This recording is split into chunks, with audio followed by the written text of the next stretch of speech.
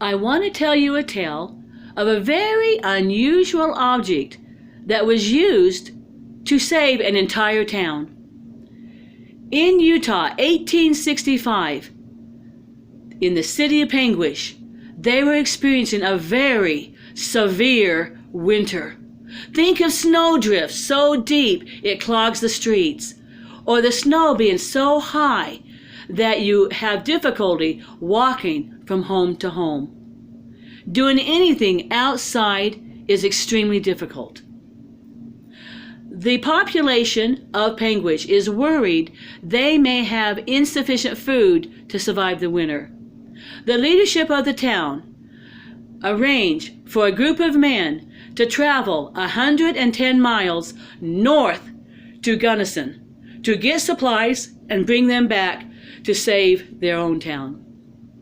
The men head out, wagon and oxen, going through snowdrifts, blizzard conditions, just very harsh weather.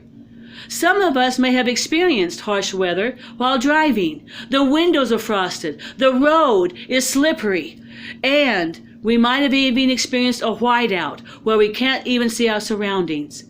And think of the fear in your car when you're traveling in those conditions. The men are heading north.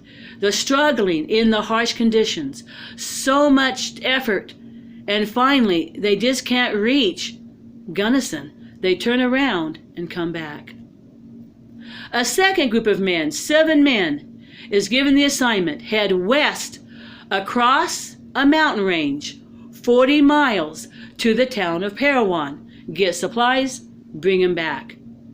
The men head out, oxen, wagon. They're traveling through the snowdrifts, struggling. The oxen are having a hard time pushing those wagons through the drifts. The men have to finally abandon their oxen and their wagons and have to walk on foot across the snow. And of course, what kind of conditions exist when you try to walk on the deep snow? Your foot sinks in the footstep. You take a second footstep, it sinks. Then you have to pull your leg out to take the third step. Think how exhausting it is to pull your legs out of the large drifts of snow. You're having to travel 40 miles in very frigid conditions. They continue across the snow, and they realize they're not going to make it. Being religious fellows that believe in God, they decide to kneel on one of their quilts. They use quilts to keep themselves warm during the day, during the night. They kneel on the quilt and pray for God's influence, inspire them to know what to do to accomplish their mission. The entire lives of the Panguitch group is in jeopardy, including their families. They pray for inspiration. After they're done with their prayer, they realize their knees have not sunk through the quilt into the snow. Their bodies have stayed above the snow. Inspired, they realize these quilts can be used as elaborate snowshoes. This is how they work out the system. The men in the front have a quilt. They toss it into the air. It settles on the snow.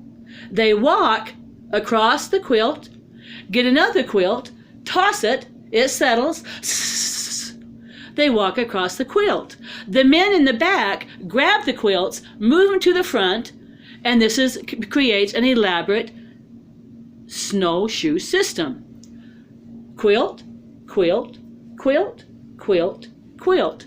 They walk across the quilts, reach Parowan, get the supplies, and walk back on top of those quilts to Panguitch.